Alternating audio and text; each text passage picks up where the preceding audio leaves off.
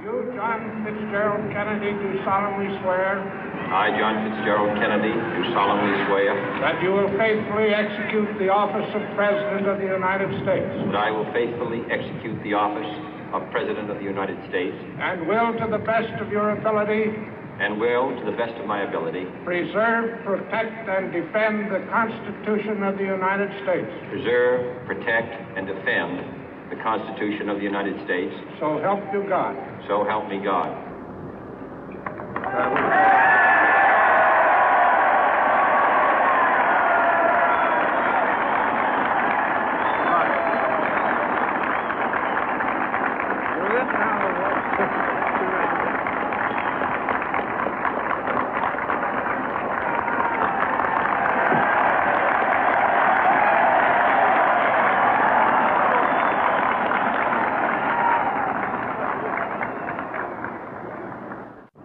Vice President Johnson, Mr. Speaker, Mr. Chief Justice, President Eisenhower, Vice President Nixon, President Truman, Reverend clergy, fellow citizens.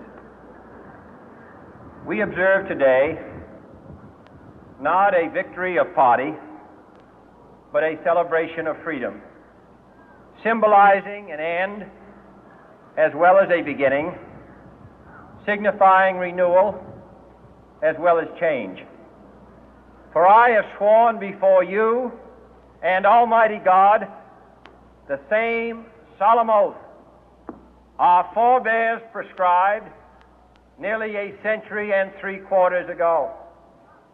The world is very different now, for man holds in his mortal hands the power to abolish all forms of human poverty and all forms of human life.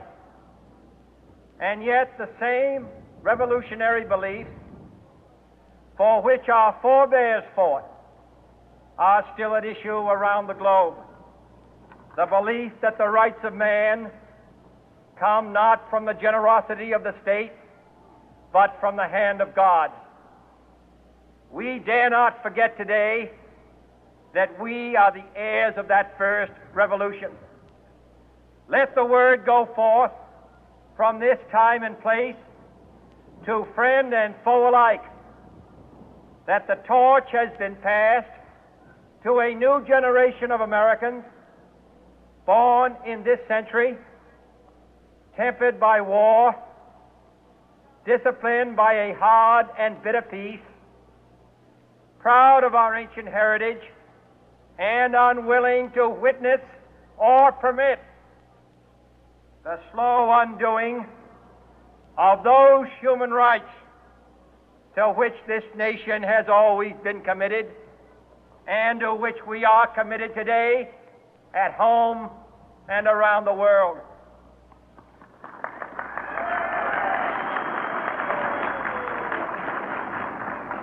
Let every nation know, whether it wishes us well or ill, that we shall pay any price, bear any burden, meet any hardship, support any friend, oppose any foe to assure the survival and the success of liberty.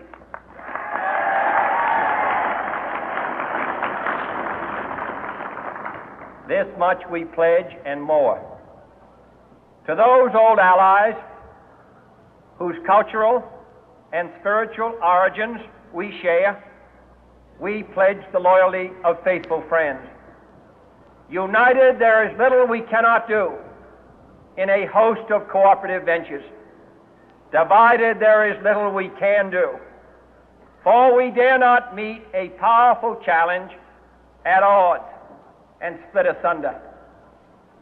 To those new states whom we welcome to the ranks of the free, we pledge our word that one form of colonial control shall not have passed away, merely to be replaced by a far more iron tyranny.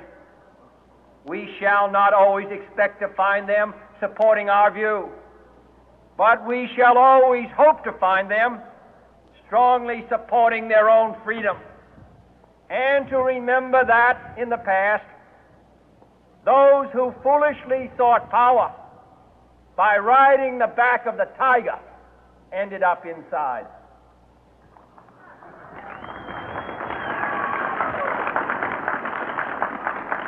To those people in the huts and villages of half the globe struggling to break the bonds of mass misery, we pledge our best efforts to help them help themselves for whatever period is required, not because the communists may be doing it, not because we seek their votes, but because it is right. If a free society cannot help the many who are poor, it cannot save the few who are rich.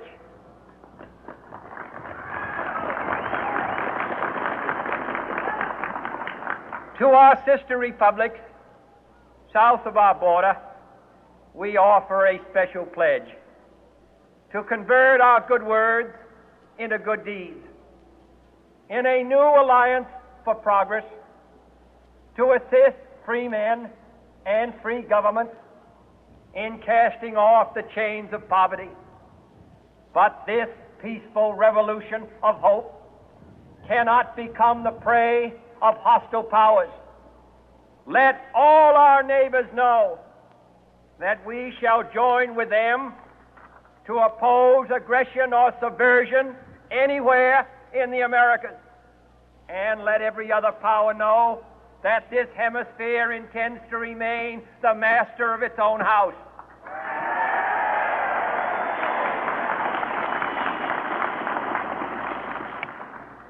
To that World Assembly of Sovereign States,